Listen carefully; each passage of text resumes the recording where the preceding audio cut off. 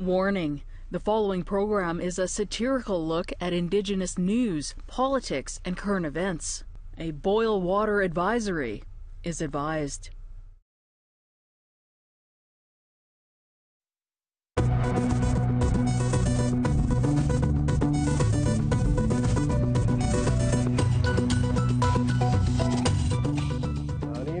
And welcome to the Laughing Drum, television so deeply and profoundly Indigenous, people can smudge with our breath. I am your host, Tim Fontaine, back for another episode of whatever the hell this show is supposed to be. And what a show it is. It's been a crazy week in news, and the Red Power panel is here to tell you what's what and when was who. This week, the Red Power panel is licensed, certified wordplay artisan Sasha Mark, comic and Ojibwe Elvis, Jerry the Big Bear Barrett, funny person and Couchiching First Nation royalty, Alyssa Black Wolf Kickson. Welcome to you all. Which? Now let's get to it. Okay. The United Nations Permanent Forum on Indigenous Issues convened this week in New York, as it does every year. The forum is an opportunity for Indigenous peoples from around the globe to gather and tell world leaders how they're screwing them over, usually. Many Indigenous people from Canada also go year after year, and this year is no different. But should they? Is the UN a place where meaningful change can happen? Red Power panel, what do you think? I like that we have our own theme night to go over, to go and hang out. one week out of the 52 weeks, we just be with all of them. But the rest of the 51 weeks, bye. Jerry? I think it's I don't want to say a waste of money, but it's like the Indigenous people of Canada have taken our complaints to the federal level here in Canada and have gotten nowhere. We've gone to the Supreme Court and have gone nowhere with any of our human rights issues. So where do we go? I'm going to tell Mom, and then they go to the UN, and what's Mom going to do? Oh, tisk, that's a shame. I'm sorry this is happening to now. Mom's got to go out on a date. So thanks for dropping by. It really, nothing ever happens. Yeah. You don't hear some big headline, oh my God, the UN has come down on the Canadian government and all the Indigenous people are, right. Yeah. Right. That's the headline. They're right. UN.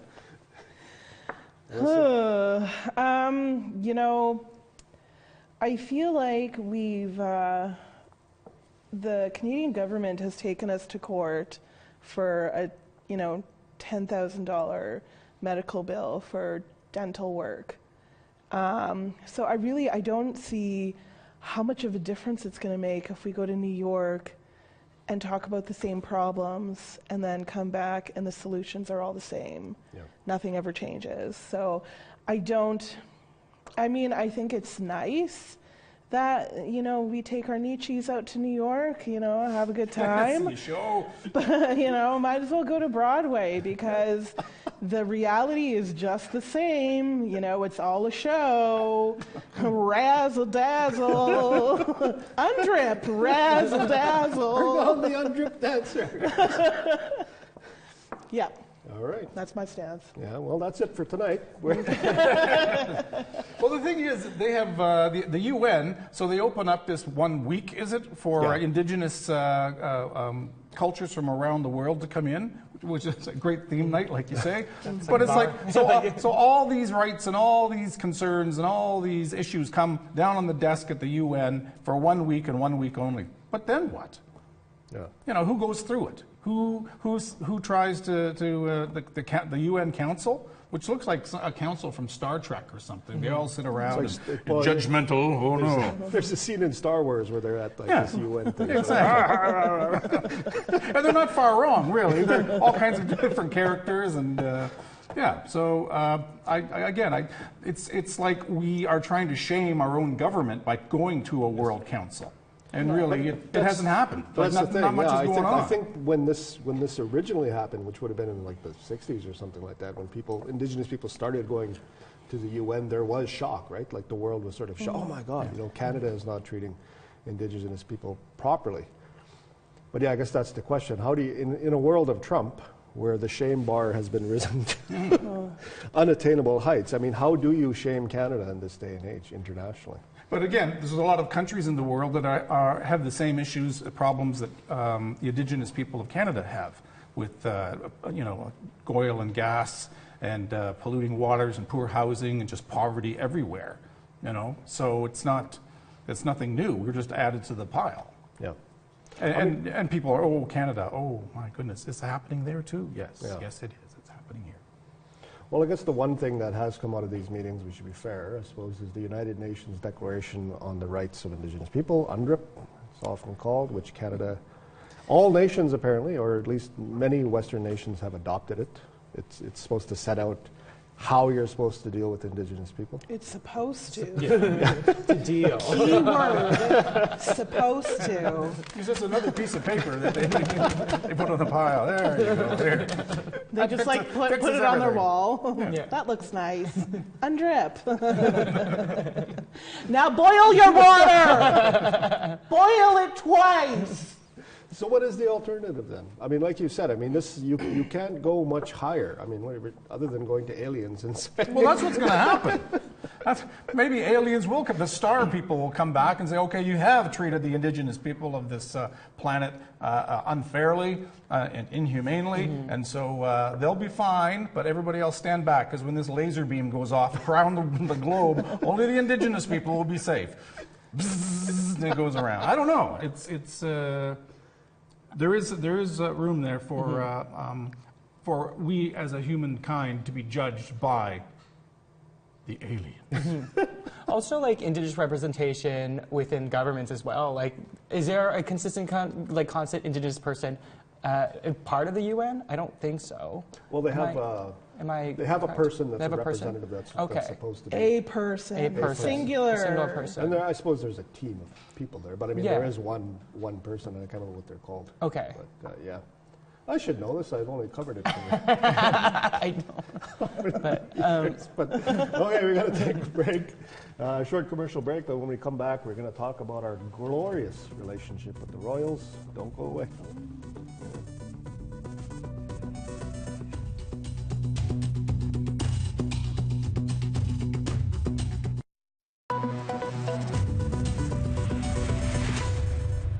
And welcome back to the Laughing Drum, my sweet little laughing drumlets. I'm here with the Red Power panel, Melissa Black Wolf Kixon, Jerry the Big Bear Barrett, and Sasha Mark.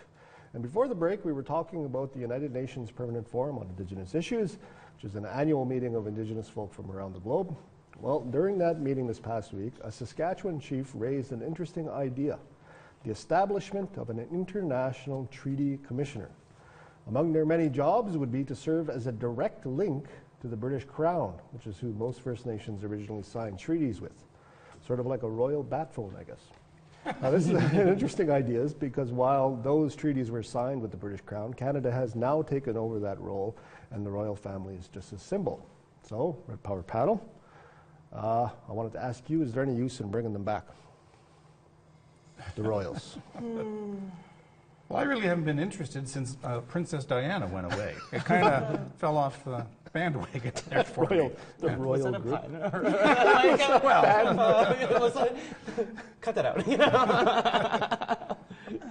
I don't. Their dog. They have good dogs. I like corgis. The butts. That's. I don't know. They probably don't have to boil their water. Like, give us some water, man. Like, what is your use? What do you do all day except for being royal? Yeah. I looked up 10 things the Queen does for Canada. They're all the same thing. It's like all worded differently. Yeah, she's like, she signs things and she's neutral on things. And I was like, okay, I can do that. You know, I can be the Queen. But even as like a symbolic figurehead, I mean, is there? I mean, they have a huge audience, and I guess you could say Meghan Markle and Harry and all of them, they're like the hipsters of the royal family. They've got a lot of influence. Well, now they're moving to. There's talk that they will be moving to Africa. What? To deal with the situation over there, whatever situation. they're gonna I'm solve- thinking, well, why are they off to Africa when they could move to Canada and we could put them on the res here somewhere? They could, Bring help their out. corgis. Bring the res dog corgis. Cutest res dogs ever.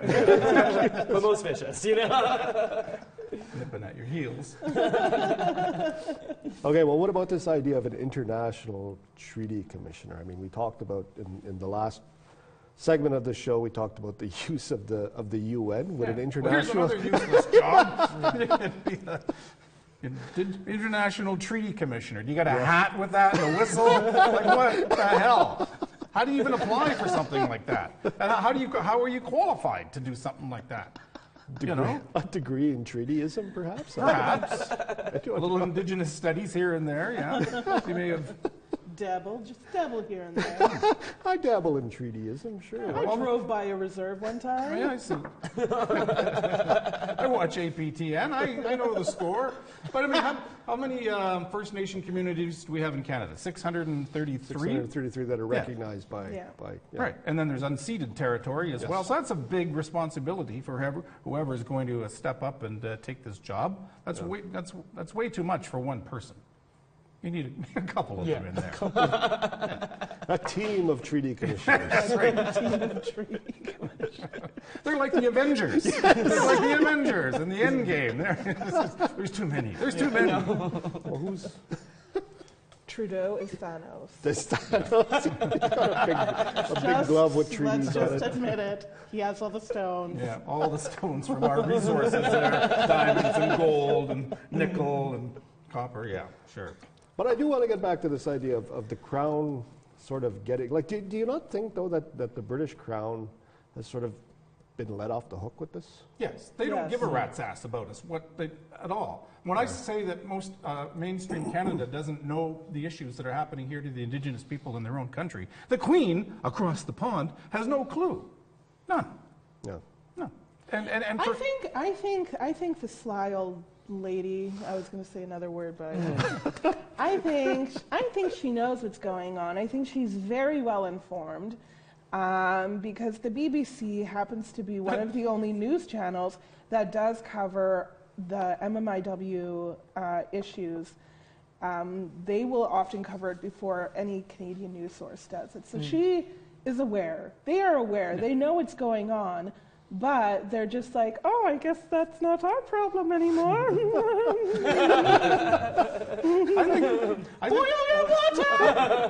I think she's more concerned. I think she's more concerned about what's happening in Coronation Street than what's happening with the Indigenous people here in Canada. But you said that there might be communication with the Queen, and I think one chief wanted a hotline to the Buckingham Palace. Yes. A direct line you could talk to the Queen. I mean, that's the oversimplified version of it. I think, like the bat phone? Well, that's what I was saying. You know what I mean? But I think what it is that they want... they want to communicate with Canada. They want to communicate with who is now the Crown, Canada. But they also want to loop them back into it. People don't realize it, but I have so much pull with the British government, and with I've actually got the prototype here of the hotline to the Queen. Now, this was issued to me by Indigenous Affairs not too long ago. It's, like I say, a test model. So you can actually hit any button, and the Queen will answer if you have a question. If you're an Indigenous person, only Indigenous people can use this. If you're Indigenous, any button, you can phone the Queen. Do you have a question for the Queen? Alyssa, please. You can be the very first person to talk to the Queen. And let it ring, because she's a little slow to answer. She's getting up there. Bring, bring. She doesn't want... Okay, I got a question. Okay. Oh, what is it? Did she... What, is it ringing? Yep. Okay. Hello! Hello, you've reached the Queen hotline. Whom is speaking, please? Yeah, it is Alyssa Kickson from Winnipeg. Alyssa Kickson! Oh, you're from that television program, The Laughing Drum. And from what I hear, you're the saucy one. I am the saucy one. You like to use the F word, and I'm not talking about France. Shut the up! Oh, my word! Let me ask my question. Oh, go ahead. Okay. Why does it smell like fish in the APTN studios? Oh. It's traditional. We've talked to Tim Fontaine about that, about leaving his lunches around in various parts of the studio. It's all Tim Fontaine. Great. I'll go boil my water. Thank you. Okay. Thank you for the Queen, everybody. The Queen of England talking to her first Indigenous. If you could talk to the Queen, though, what would you ask? other than boiled Do you do water. cocaine? Do you do cocaine? You know? JK, is she rolling? Get it! I think the Queen is too laid back to do Fuck, coke. that was a Harry Potter pun. All right. Queen aside, we're going to have to take a short break. I really like that. We should call the Queen every week. But when we come back, we're going to dig into our third and final topic of the night. Don't go away, or the racists win.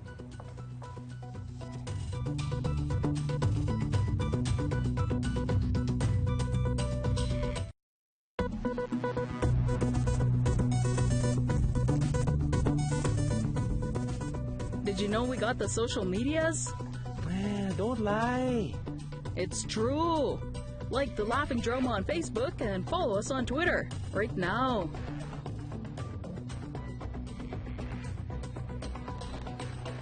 Hello.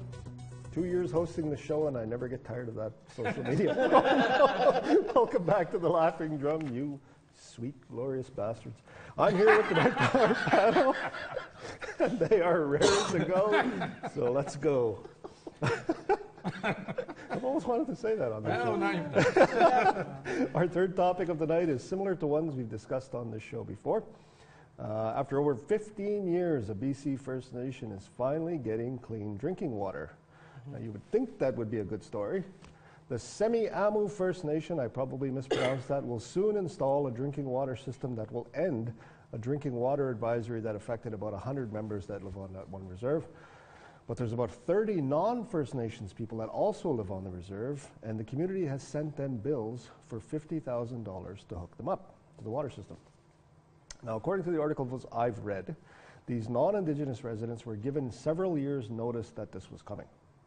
Red Power panel, what are your thoughts on this story? Your first thoughts when you saw this story? Bye. No, it's weird. We get a story about clean drinking water for Indigenous people, and the story's about white people. Yes. You know? And it's just like, it's also a bad thing now for Indigenous people. Like, should we not accept clean drinking water for ourselves and make it about the people who have, you know, like it's so ridiculous. Like there's one article about a lady being like, I used to have a big house in White Rock and now I moved here on a reserve. And it's just like, she's like, this is so expensive. It's like, what are you talking, like rent in Vancouver's that much. So like calm down, you know? Like it's I mean that one element of the story, they Yes. made it like she was getting back to the earth, but I mean but her her reality obviously even on that reserve is far different than the people that live there. Yes. Yeah. Maybe she should get back to her part of the earth. Go back to a year. See how much they charge for water there. Well, there you go. Because the property taxes and just water taxes, street taxes, education taxes in Vancouver, astronomical. Yeah.